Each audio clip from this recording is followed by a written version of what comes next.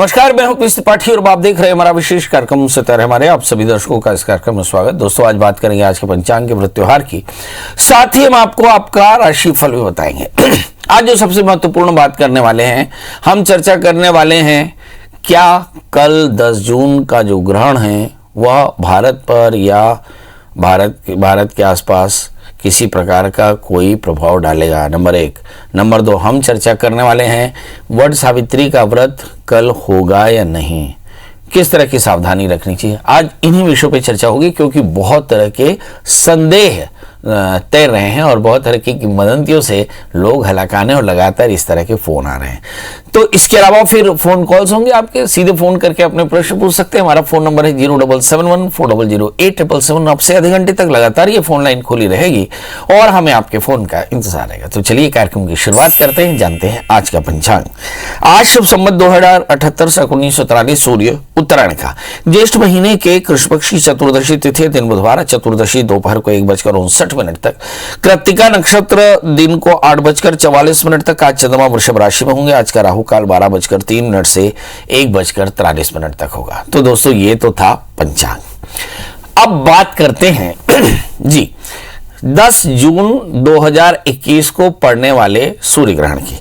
तो जो हमारे यहाँ पंचांगों में लिखा हुआ है उसमें लिखा है कि भाई 10 जून को सूर्य ग्रहण पड़ रहा है। यह सूर्य ग्रहण ज्येष्ठ महीने के कृष्ण पक्ष की अमावस्या को पड़ रहा है और यह सूर्य ग्रहण भारत में अदृश्य होगा, इसलिए भारत में किसी भी प्रकार का सूतक नहीं होगा।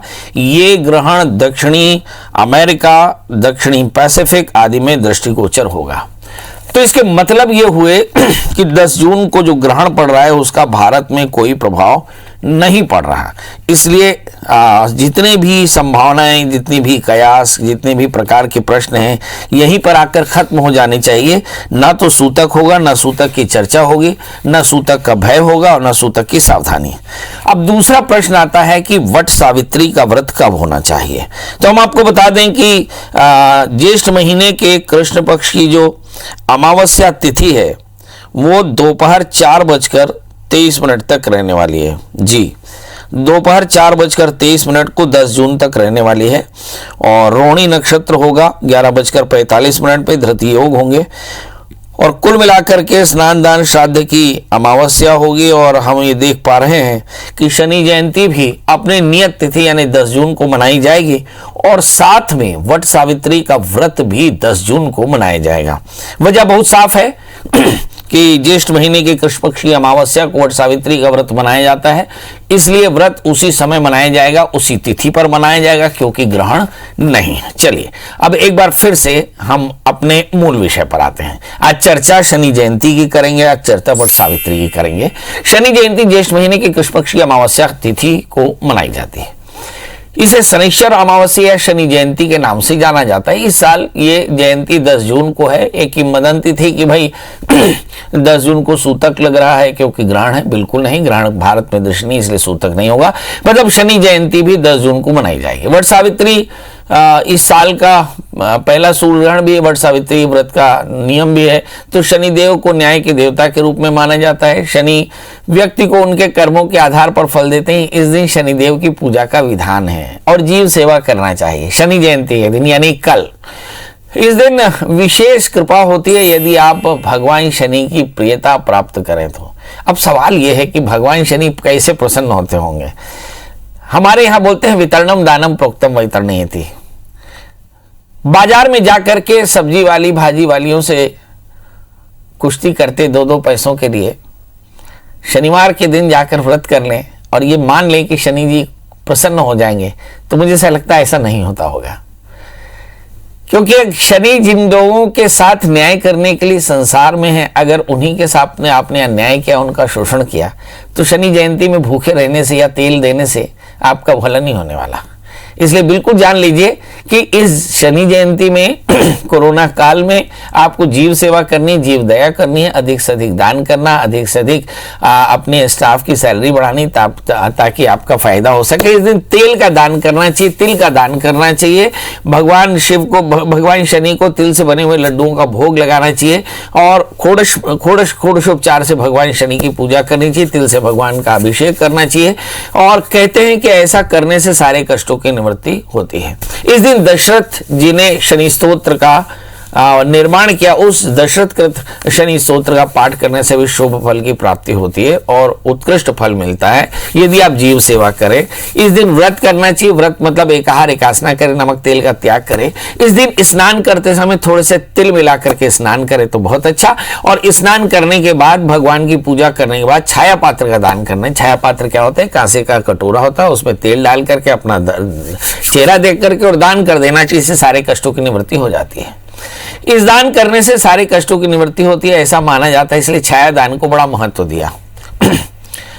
अब दूसरी बात है वट सावित्री की, मतलब कुल मिलाकर शनि की पूजा करनी चाहिए, इसके बाद वट सावित्री का व्रत करना चाहिए। वट सावित्री का व्रत भी हमारे यहाँ महिलाएं बड़ी प्रसन्नता से करती हैं। वट सावित्री का व्रत करने से परिवार के कल्याण की कामना, पर परिवार का कल्याण होता है, ऐसी धारणा रखी जाती है। तो वट की पूजा होती है, वट में भगवान नारायण की पूजा होती है। सभी देवताओं का पूजन करके वट सावित्री में धागा बांध करके और आप अपने परिवार के कल्याण की कामना से वट की पूजा करके वट के नीचे भोजन फलाहार किया जाता है और फिर गरीबों की सेवा भी वट के नीचे की जाती है, ब्राह्मणों की सेवा की जाती है और वट की पूजा की जाती है। वट की पूजा का मतलब प्रकृति की पूजा की जाती है, इसी से उसे फायदा होता है।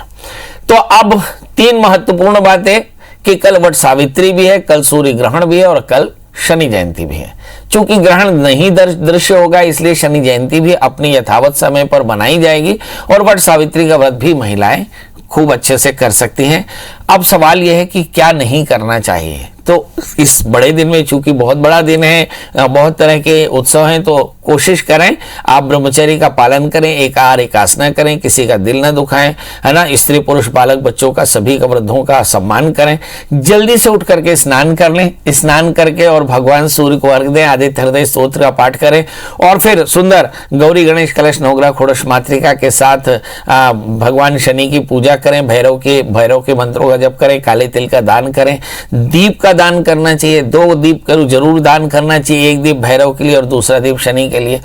और फिर मुझे से लगता है कि लकड़ी कोयला जैसी वस्तुओं का दान करने से भी बुरा समय टल जाता है। बहुत सारे ऐसे जातक जिनका शनि खराब चल रहा है, यानी शनि बहुत सारी राशियों में 7.5 शनि चल रही है, अढ़ैया शनि चल रही है या शनि के अंतर्दशाएं चल रही है, तो उन्हें शनि का दान करना चाहिए और शनि का दान करके भी वो सारे कष्टों की निवृत्ति कर सकते हैं। अब जैसे हमने बताया, एक बार फिर से बता दें कि अमावस्या तिथि 9 जून 2021 को 1:57 दोपहर से प्रारंभ होगी और अमावस्या तिथि की समाप्ति 10 जून 2021 को 4:22 पर समाप्त होगी। इसलिए आप एकदम याद रखिए कि जो वट सावित्री का व्रत है वो 10 जून को मनाया जाएगा, शनि जयंती 10 जून को मनाई जाएगी। ग्रहण बिल्कुल नहीं, इसलिए सूतक का भय नहीं रखेंगे। Very good. इस दिन जिनके राहु केतु इत्यादि ग्रह खराब हों वो पीपल के वृक्ष की सेवा करें। हमारे यहाँ पे शमी, कीकर, आम, खजूर, इस वृक्ष को शनि का कारक माना जाता है, तो इनका दान करें। कांटेदार पौधे और बिछोल की जड़ पर भी शनि का अधिकार होता है, तो इन पौधों की पूजा करें, इन पौधों की जड़ों में जल डालें। शमी एक शनि का बड़ा प्रिय पौधा है, तो कोशिश करें कि शमी पौधा अपने घर में आकर के गमले में लगाएं और इससे बहुत ज्यादा फायदा होगा। शनि दोषों की निवृत्ति के लिए, दुर्भाग्य के नाश करने के लिए शमी पौधे की नियमित पूजा करनी चाहिए, दीपक जलाना चाहिए और कोशिश करें कि मिट्टी का दिया उसमें जलावें, सूर्य देव की उपासना करें। ये सब करने से सारे कष्टों की निवृत्ति होती है। तो अब आपने अच्छे से जान लिया कि 10 तारीख को शनि जयंती है, 10 तारीख को वट सावित्री व्रत है, 10 तारीख को सूतक नहीं है, 10 तारीख को ग्रहण दृश्य नहीं होगा भारत में, इसलिए सूतक का भय बिल्कुल न रखें। चलिए अब हमारे दर्शकों के जुड़ने का सिलसिला शुरू हो चुका। हमारे साथ पहली कॉलर हैं। शोभा जी, जी शोभा जी, बहुत बहुत स्वागत है आपका। बताइए क्या जानना चाहते हैं। जी जी जी जी सुन रहे हैं। सबसे पहले अच्छी जगह आ जाइए, आपके सिग्नल में, आपका सिग्नल वीक है जी। के बारे में पूछना है। आप थोड़ा अच्छे से सिग्नल में आ जाइए, अभी भी आवाज आपकी आवाज कट रही है जी। आवाज कट रही है। हाँ बताइए। हाँ, मेरे बेटे के बारे में पूछना है जी। डेट ऑफ बर्थ है 2/4/1991। 2 अप्रैल 1991। हाँ, 2 अप्रैल 1991 मंगलवार दोपहर 1:08। जन्म स्थान? जन्मस्थान हैदराबाद। जी बताइए क्या जानना चाहते हैं। तो क्या इन्वेस्ट करता है? शादी आप बोले थे लास्ट ईयर हो गई, अभी घर बनाने का है उसको और इन्वेस्ट कर रहा है, तो जहाँ पर भी लॉस हो रहा है उसको। एक बार फिर से बोलिए। घर, शादी हो गई, घर बनाना है और? हाँ शादी, आपसे पूछी थी मैं, शादी हो गई उसकी दिसंबर में जी। घर वगैरह कुछ नहीं बन रहा है और न पैसा जहाँ पे भी लग रहा है लॉस हो रहा है इन्वेस्ट। चलिए, शादी हो गई, अब घर बनाना है। देखिए आपकी बिटिया का जन्म लग्न कर्क है, राशि तुला है, लग्न में बृहस्पति बहुत ऊंचे ग्रह पड़े हुए हैं, 7वें स्थान में शनि राहु। मेरा विश्वास है कि शादी से पहले आपने छोटा सा कुंभ विवाह जरूर करा लिया होगा। मुझे से लगता है कि अगस्त तक इंतजार करना चाहिए। अगस्त के पहले पहले इनके घर से संबंधित परेशानियां भी दूर हो जाएंगी और आने वाला समय बहुत अच्छा है। ऐसा आप मान सकते हैं कि शनि की दशा में बहुत फायदा हो जाएगा। एक चीज और याद रखने की है कि 7वें स्थान में शनि है, तो अपने पति के दीर्घायुष्य की कामना से, पति के बेहतर स्वास्थ्य की कामना से इन्हें शनिवार का व्रत करना चाहिए और दत्तात्रेय कवच का नित्य पाठ करना चाहिए। एक 4 कैरेट का टोपाज, एक 4 कैरेट का मोती धारण करना चाहिए, इससे इन्हें बहुत फायदा होगा और जल्दी से इनका घर बन जाएगा जी। नागेंद्र, नागेंद्र जी आपका बहुत बहुत स्वागत है। बताइए क्या जानना चाहते हैं। नमस्कार जी। जी नमस्कार, थोड़ा ऊंचा बोलिए, हम बहिरे हो गए हैं। अच्छा, 29/9/94। 29/9/94। 2:29 AM। बहुत बढ़िया। जन्म समय स्थान? दिल्ली। दिल्ली। प्रभु क्या जानना है? ये मेरी बेटी की है जी, ये जो है उसकी शादी के बारे में पूछना है, कब शादी होगी, कैसा लड़का मिलेगा। चलिए, बच्ची करती क्या है भैया? ये MCA किया हुआ है। बहुत सुंदर। आइए देखते हैं, बच्ची का जन्म लग्न कर्क है, इसकी राशि मिथुन है और सब बड़ा प्रश्न है शादी कब होगी। तो दो प्लैनेट तो एकदम बोनी में दिखाई पड़ते हैं कि लग्न में मंगल है और 8वें स्थान में शनि है। जब कभी भी सप्तम षष्ठम स्थान में बैठ जाए तो शादी में काफी परेशानी आती है। तो पहली फुर्सत में तो ये है कि इन्हें कहिए मंगल का व्रत करें, नमक तेल का त्याग करें, मंगल स्तोत्र का पाठ करें, मंगल यंत्र की पूजा करें। ये तो परमानेंट सोल्यूशन है जिससे इनके डे टू डे लाइफ में मैरिटल लाइफ काफी खुशहाल रहेगी। दूसरा, शादी से पहले एक छोटा सा कुंभ विवाह कराएं नंदमुख शादी के साथ में। कुंभ विवाह का प्रकरण कर्मठ गुरु नामक ग्रंथ में है, एक कर्मयाग करके किताब भी है, उसमें भी इसका वर्णन मिलेगा। तो किसी विद्वान आचार्य से जब चंद्रमा तारा अनुकूल हो तो उस बच्ची का नांदीमुख शादी के साथ में एक कुंभ विवाह करा ले, बच्ची से कहें मंगल का व्रत नियम से करे और एक 4 कैरेट का टोपैज और 4 कैरेट का मोती धारण करे। आप देखेंगे कि शादी भी होगी, करियर भी अच्छा होगा, बच्चे भी होंगे और जीवन खुशी भी होगी। पंकज जी आपका बहुत बहुत स्वागत है। बताइए क्या जानना चाहते हैं। सर, मेरा जन्म तारीख है 25 जुलाई 1974। बहुत सुंदर। 7:05। बहुत सुंदर। 7:05। जी, और जगह थी सर झाबुआ जिले की थानला तहसील। प्रभु जानना क्या है। सर, मैं व्यापार में संलग्न हूँ, लेकिन जितनी मेहनत करता हूँ उतना परिणाम नहीं मिलता है और लोग पैसे भी नहीं लौटाते हैं। मतलब इस तरह की व्यापार में बहुत समस्याएं हैं और स्वास्थ्य के बारे में भी जानकारी चाहिए। हमारे यहाँ बोलते हैं कि जो लोग पैसा लेके नहीं देते हैं उनको देना तो पड़ता है, अगले जन्म में वो देते हैं। इसलिए ऐसा नहीं है कि इस दुनियादारी में व्यापार में कोई बेईमानी कर सकता है। भगवान ने इस दुनिया को बहुत जबरदस्त कोट दी है। कोई एक सुई के नोक के बराबर एक दाना भी किसी का कोई खा नहीं सकता। इसलिए अगर कोई चोरी कर ले, कोई आपका पैसा ना दे तो उसे थैंक यू बोल देना, क्योंकि उधार ऊपर नहीं कटता है। इसलिए डरिए मत, जो खा लिया, आप अपना नित्यचर्या करें। दूसरी बात, हानि लाभ से परवाह नहीं करना चाहिए। तीसरी बात, आप सोचते बहुत हैं क्योंकि आपका जन्मलग्न कर्क है, राशि कन्या है। तृतीयेश बुध 12वें स्थान में है, परफेक्शनिस्ट हैं, बहुत आशाएं हैं, आदर्श की आशाएं हैं। तो मुझे ऐसा लगता है अब संसार तो ऐसा ही है। सीता का अपहरण रावण ने संत बन के किया। बहुत सारी मर्यादाएं टूटती हैं, सेवन परेशान ना हो आपका। बृहस्पति का व्रत किया करें, क्योंकि बृहस्पति भाग्येश होकर अष्टम स्थान में बैठे हैं। और हल्दी का दान किया करिए, 9 गांठ हल्दी गुरुवार को नियमित तौर पर किसी मंदिर में रख दिया करिए। बढ़िया अच्छी ताजी हल्दी दीजिएगा। कई बार हमारे यहाँ दान में लोग पोलियोग्रस्त हल्दी दे देते हैं, तो अच्छी बात नहीं है, है ना। और तौल में 1 तोला में 50-51 तो ऐसा भी मत दीजिएगा। कोशिश करिएगा अच्छी मजबूत हल्दी 9 गांठ मंदिर में रख दिया करिएगा। और इस समय जो दशाएं चल रही है, थोड़ा सितंबर के बाद फाइनेंस का क्रंच रहेगा और हो सकता है कि आपको इन्वेस्टमेंट भी करना चाहें, इसके चलते भी थोड़ी सी परेशानी हो सकती है। और एक और भी बात है, आप अपना कार्डियक चेकअप लगातार कराते रहिएगा आने वाले 4 साल तक। कोई तकलीफ हो तो मुझे जरूर कॉल करिएगा, मुझसे मिलना बड़ा आसान। गूगल में लिखिए प्रिया शरण त्रिपाठी या पंडित प्रिया शरण त्रिपाठी या PS त्रिपाठी, क्योंकि शुक्र की दशाएं हैं, थोड़ी सी एंग्जाइटी बढ़ सकती है। बहरहाल चिंता करने की कोई बात नहीं, आने वाला 4 साल आपके लिए बहुत अच्छा है। Financially you will be very nice. थोड़ी सी बड़ी उलझने हो सकती है, बृहस्पति का व्रत करेंगे तो काफी अच्छा रहेगा। और आप भी एक 4 कैरेट का टोपा से 8 कैरेट का मूंगा पहन लें, आप देखेंगे आपका जीवन कल्याण से भर जाएगा। बहुत बढ़िया। अभी हमारे साथ अरुण जी जुड़ चुके हैं और साथ में एक किरण जी जुड़ चुके हैं। इन दोनों का बहुत बहुत स्वागत है भाई। सबसे पहले अरुण जी आप डेट ऑफ बर्थ बताएं। पंडित जी नमस्ते। जी नमस्ते, बताइए क्या हाल है। हाँ ठीक है पंडित जी, आशीर्वाद बताएं। पंडित जी मैं गोवा से बोल रहा हूँ, पणजी गोवा से। बहुत सुंदर। बेटी का जन्मदिन है 16 अगस्त 92 और समय 5:30 PM। वाह वाह वाह वाह। पणजी गोवा। पणजी गोवा।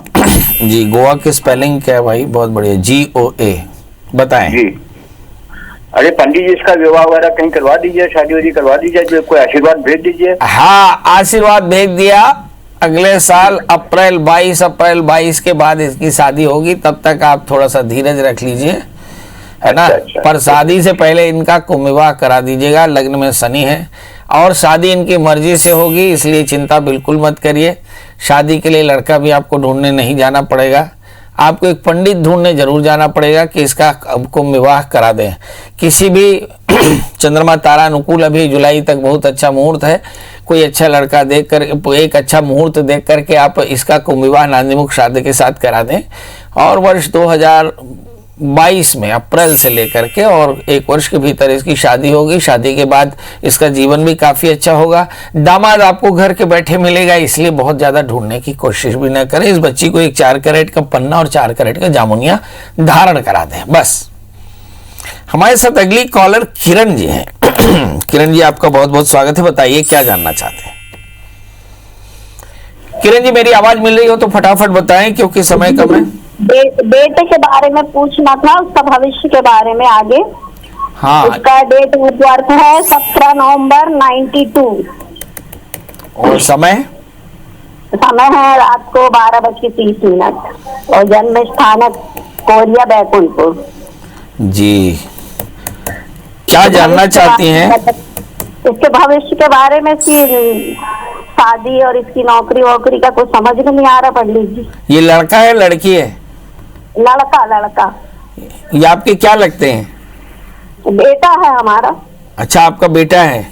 शादी और नौकरी का कोई ठिकाना नहीं लगता। कैरियर वगैरह कुछ समझ में नहीं आ रहा है पंडित जी।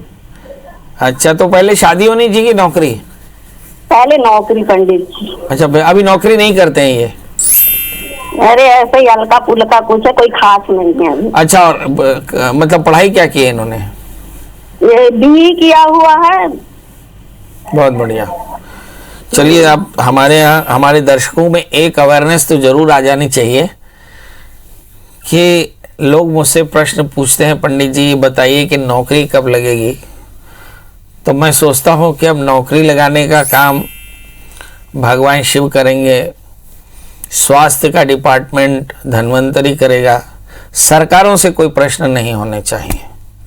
सरकार बेरोजगारी के लिए जिम्मेदारी न ले, सरकार हेल्थ की जिम्मेदारी न ले, ये बात बड़ा अच्छा है। पूरा देश मतलब भगवान भरोसे चल रहा है, बहुत बढ़िया। चलिए आइए देखते हैं कि कौन से देवता की पूजा करने से आपके बेटे की नौकरी लग जाएगी और कौन से देवता की पूजा करने से शादी हो जाएगी। दोनों ही चीज देखते हैं। चलिए आइए देखते हैं। आपकी बेटे का जन्मलग्न सिंह है, राशि उसकी कर्क है, सप्तमी शनि छठे स्थान में है, मतलब शादी में बाधा, और भाग्येश मंगल जो है वो 12वें स्थान में बैठे हैं, इसलिए भाग्य में बाधा। मतलब आपके बेटे की नौकरी नहीं लग रही है और इसमें सरकार का कोई दोष नहीं, क्योंकि बेटा पढ़ा लिखा है, चूंकि मंगल 12वें में बैठा है इसलिए उसकी नौकरी नहीं लगी। आपको करना क्या है, 2 काम। बच्चे से कहें कि मंगल का व्रत करे, हनुमान चालीसा का पाठ करे, मंगलवार के दिन भगवान को रोट चढ़ाए और ऐसा 1 वर्ष तक करे तो नौकरी लग जाएगी। और शादी से पहले एक छोटा सा विवाह करावे तो दाम्पत्य जीवन बढ़िया हो जाएगा। चिंता बिल्कुल ना करें। आने वाले वर्ष 2022 अप्रैल से लेकर 1 वर्ष के भीतर में इसके जीवन में सब प्रकार की खुशहाली आएगी। चिंता बिल्कुल नहीं करनी चाहिए।